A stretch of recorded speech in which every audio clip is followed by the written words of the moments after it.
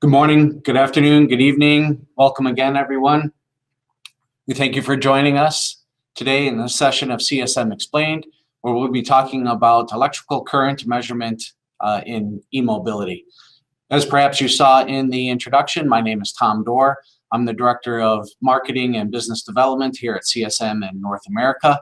And we have, again, a good international audience, which indicates to us that the evolution of changing into e-mobility from traditional internal combustion engines really is changing the landscape of what needs to be measured and the appropriate tools, how to measure that on electric vehicles. So we've organized today's session into a very short agenda, just some basics about electrical current, some of the measurement technology that's available, and the appropriate times and applications for that as we go through some examples, not just at the end, but also throughout. We'll discuss some different times and use cases for the different measurement technology. So let's get started with the basics. First off, electrical current. As you probably know from literature, research, Googling it, maybe you even have an electrical engineering degree and know probably more about this than I do, but the electrical current is really as a direct current or an alternating current. And in reality, it's a mixed or variable current, even if it might show up as a constant line in direct current. The tools traditionally used, as shown as one of the antique methods here, can be called an ammeter, a current meter, or an ampere meter. But really, they come as two different formats. One is the transducer, where we're measuring the current and outputting either that current or a voltage to be read, or a measurement converter, where we measure that current and output that on a digital bus, which is the technology used in most automotive or transportation instrumentation testing and measurement tools. And the way that current is measured is usually off of a current clamp, a hinged transformer, some kind of a closed ring where we are measuring the current as it passes through the sensor. Shunts and Hall sensors, zero flux transducers, and coils have also that same concept of measuring current as it passes through the sensor. But with a shunt, it really is a direct, or if you will, an intrusive measurement where we're measuring the flow of current across the sensor rather than through a ring. And one of the things that we have to really be concerned about in selecting the proper tool to measure the current is the sampling rate and the bandwidth of our communication bus. How fast do we need to be sampling the current so that we don't miss any important data? And we have to have sufficient bandwidth on our network, being either a CAN bus or the EtherCAT system used by CSM, or an Ethernet network, to carry all of that information, again, so that data doesn't get missed and we can do proper analyses and therefore make the right decisions in our product development or continuous improvement plans. Okay, so give me a second here. Sorry, I realized I didn't have my laser pointer on. So where is it that we measure these currents? Where are they in a cable? How do we or where do we want to measure? So as we've evolved into electrification, see some of that in the previous session on safety and measurement. As we move from internal combustion vehicles into electrification, we start to see some very different wiring and cabling than we've traditionally had in a vehicle. So the common term of the large copper carrier is the interconductor. Okay? And here we want to see if there are large variable parts of the current. Okay? Is there fast changes in positive and negative flow of that current?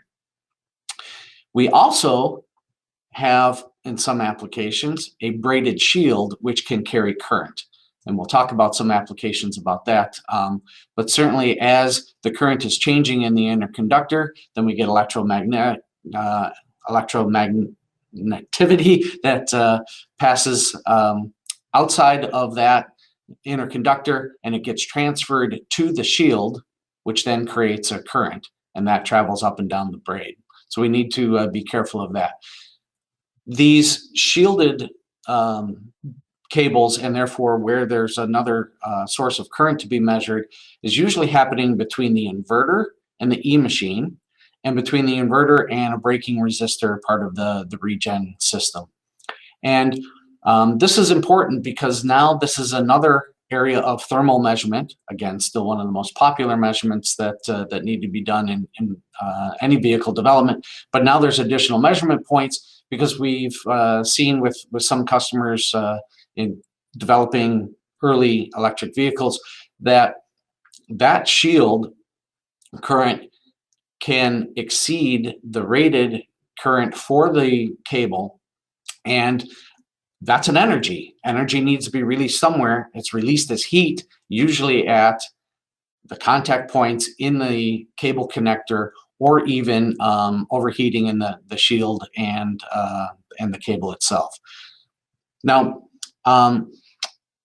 we've seen this slide previously in some of our other CSM Explained webinars and other presentations from CSM. But this really goes to show and highlight where all the new places are to be measuring current as part of understanding the full power distribution and efficiencies in the vehicle. So if we were to really look at some of the critical parts here, we have a whole charging system that feeds the battery. The battery then feeds the powertrain system, here shown as one inverter and one electric motor. Some vehicles are getting into multiple motors, all-wheel drive with one in the front, one in the rear, heavy-duty applications where there's multiple motors, maybe even 4 or 6 of them on each half axle and driving independent wheels, things like that. So this is a simplified version. And then we have all the other consumers that are also taking that power off of the battery so that we can do high voltage to low voltage converter for some accessories and components on the vehicle. The electrical heater, as we said in the previous webinar, we're no longer taking all of this waste heat off of an engine and using that to heat up the cabin for nice creature comfort for the passengers and driver. That's electrical heater now. The water pump, air compressor, all of this now is, if you will, cannibalizing the power from the battery, which means it's no longer available for the motor, and we are really looking at optimizing this electrical system so that we can optimize either the vehicle performance or the range per charge, and help eliminate some of that consumer anxiety, range anxiety. But one of the unique things of going to the electrification on all of these consumers is that they now have a built-in PWM control inside of them. Okay? Just as the inverter is driven by a PWM, so are all these other smaller motors. They just don't have such a large inverter, and they're usually integrated into the motor themselves. And this is what creates that mixed or variable current on these black, red, if you can see that in your monitor. Okay, in the DC current, while traditionally we learn of DC current as being a constant, but that's really not the case, and we'll show you that in a few slides later. Okay. So current is never only direct current. It also has some alternating or variable components on it. So let's talk about some of the measurement technology to measure this current and where we would do that. Traditionally in WLTC drive cycles for fuel economy, or here in the States, the EPA with drive cycles where a vehicle is stationary on a roller dynamometer. They're not out on the road. They're not in a real world condition. It's a repeatable lab environment. And if we're looking at diesel and carburation and fuel, and looking at, again, fuel consumption, these drive cycles in electric vehicles are now also primarily focused on the electrical engineering, the electrical work, and the drive cycle to drain the battery and then recharge it, and that's a calculation for the range per charge instead of miles per gallon. But the same devices can be used here. This is a shunt from CSM where we might have a consumer or an accessory that is in the fuse box. We could plug in this sensor, a shunt here, directly into that fuse box, replace the fuse in line, and measure how much draw, how much current that accessory is drawing off the system, and that then goes into the LEMO connector on our module. So we still might use these CSM shunts in the same applications on electric vehicles as we traditionally have. If you don't have the access into the fuse, you can direct wire the fuse. Direct wire the shunt right into the cable and be measuring the current from that accessory. There may be a situation where you want to directly attach inline the shunt directly. This is what we call the open shunt.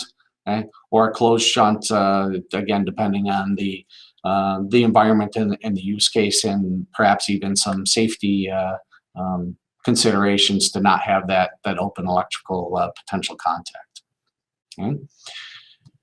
Now, as we move into a different type of technology, these LEM sensors with a higher sampling rate, up to 100 kilohertz, has a wide variety of measurement ranges, so we can look at different amps that we're measuring. It does have an integrated power supply, as you can see here, with the banana jacks feeding into the amplifier, and the cable is then passed through the center of the ring here, and it's calibrated, and you can save that data in a TEDS chip and make it more convenient. In this case, we're not using a CAN bus, because this is sampling faster than what we would typically have in a CAN device or a CAN bus, and therefore we're using the EtherCAT modules from CSM to measure and capture this data without aliasing any of the information. Okay. Some limitations of this, though, as we move into the high voltage vehicle electrification, typically you can't pass this big connector through the center of the LEM sensor. So you've got a physical issue of how do you get the LEM sensor around the cable you want to measure. And that cable could have a braided shield, in which case you're not getting just the interconductor current, you're also picking up the shield current, and therefore you're really measuring the net effect. That might not be the best use case and the best results for your application. The third point here, as you see on the slide, is that there's some latency of the detection of the LEM sensor to the current that's passing through it.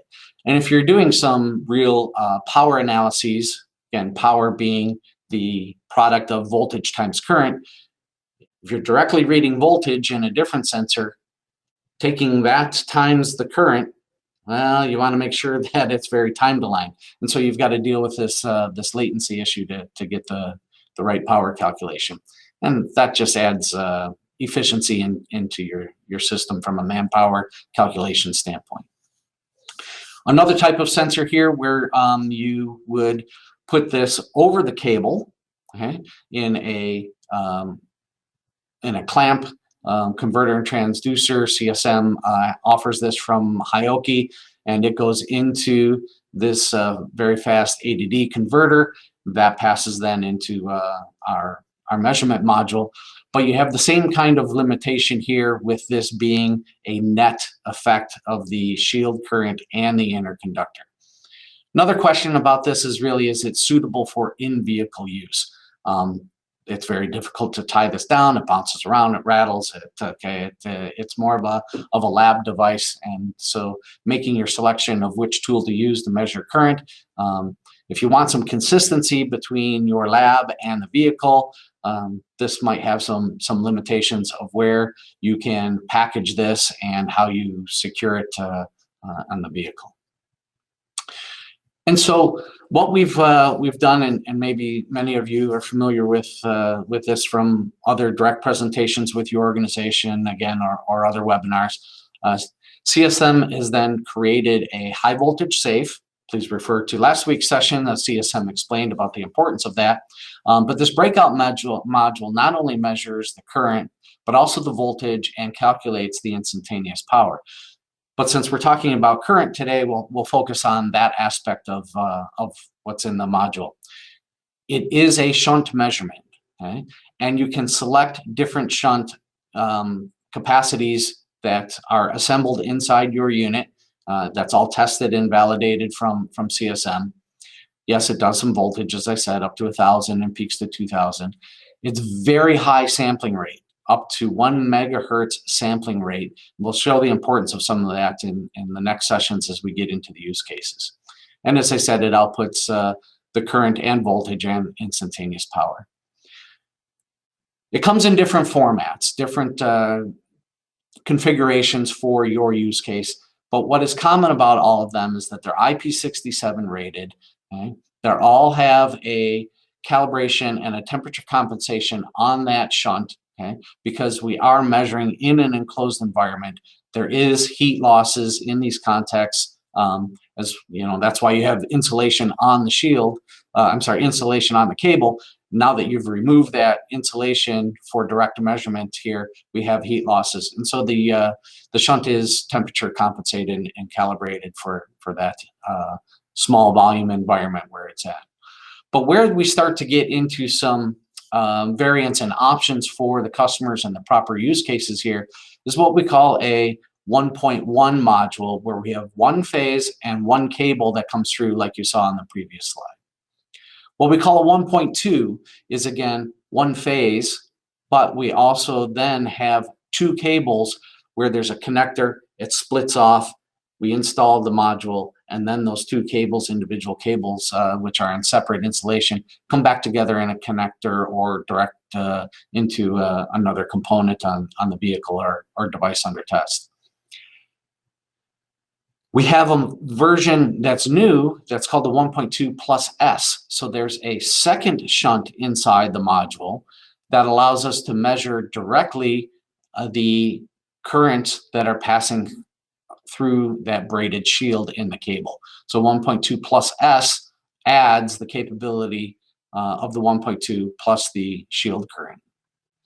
When you get into three-phase measurements, we have a couple of options. The first is a bit of a smaller module, smaller capability of measuring the current, and it's typically used for your onboard charging systems and not so much into the powertrain application. That's where we would use what's called a 3.3. So we have one module coming out soon, delivering some of the first deliverables to the customers of this being into the one module for all three cables with separate insulation, and incorporates a gateway that you can then transfer that data into your data acquisition software.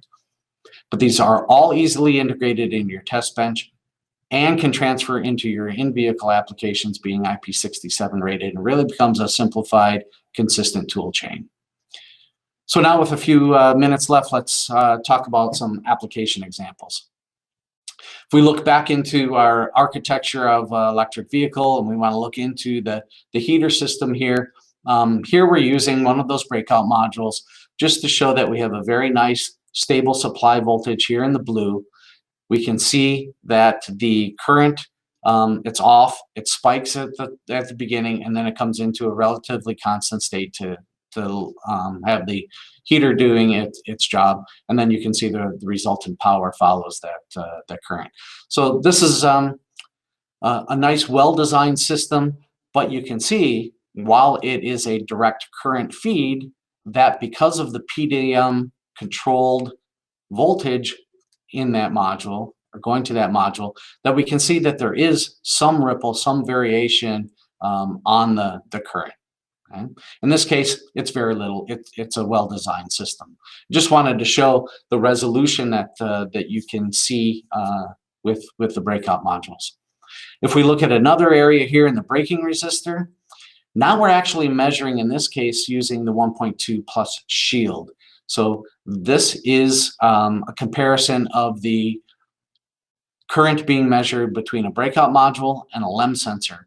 And you can see some differences right away. The breakout module is capturing these spikes that are happening at a higher magnitude and much faster than what can be picked up by the LEM sensor, because these spikes happen in only 3 microseconds. This whole thing across here is only 3 kilohertz, so this is happening very rapidly, and it's happening very often. And when you do this over a period of time, something's going to heat up, something's going to fail, because this is beyond the data sheet capacity of what's supposed to be happening in that braided shield. Okay. So you can see, again, the LEM sensor, the bandwidth is too small to resolve those peaks. There's some latency. You can see the peak happening and being recorded later than the breakout module. And it's only measuring 75% of the peak at 90 amps versus 120 amps. Okay.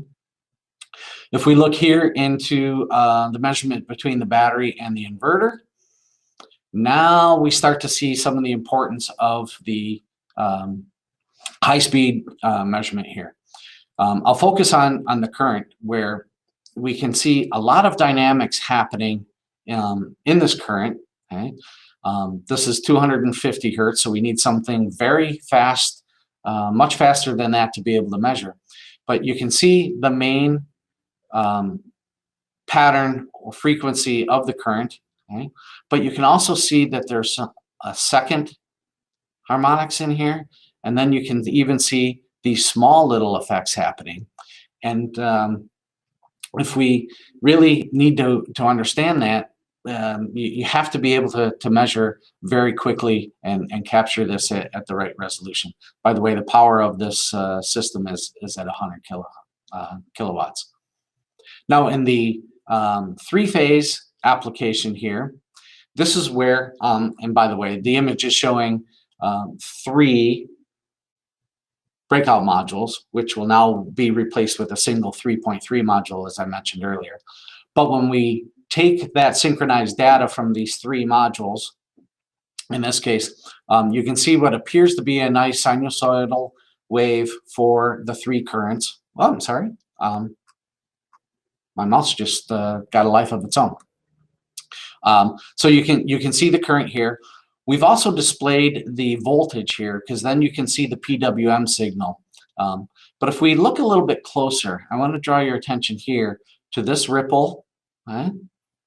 And we zoom in, we can see how that is changing as an effect of the PWM voltage and duty cycle changing, shown in the graph at the bottom. So we can see the PWM signal is changing and getting narrower and longer duty cycle, but the current is reacting to that PWM voltage, and so we can see this. In this case, it's not very large. Some applications, this could be a troublesome sign that you want to improve in your electrical system design and application. So to summarize here, really, CSM offers many different solutions for the proper application. The right use of shunts, the right use of LEM, Hioki, other clamps and sensors, as well as the, as well as the breakout modules. As we said in the previous CSM Explained webinar, one of your first decision criteria is, where am I measuring this? Is this in low voltage, high voltage? And again, using that generally accepted 60-volt separation between a non-dangerous and dangerous environment. And where are you going to use them? On the vehicle, on a test bench? Do you want continuity between those 2 applications and throughout your development process? Then you might have a single investment in something that you can move in from the lab into the vehicle. So that's the 10,000-foot view of measuring current in e-mobility applications. The right tool for the right job. We'd love to talk to you more about your application and which of the right sensors and modules might be appropriate for you.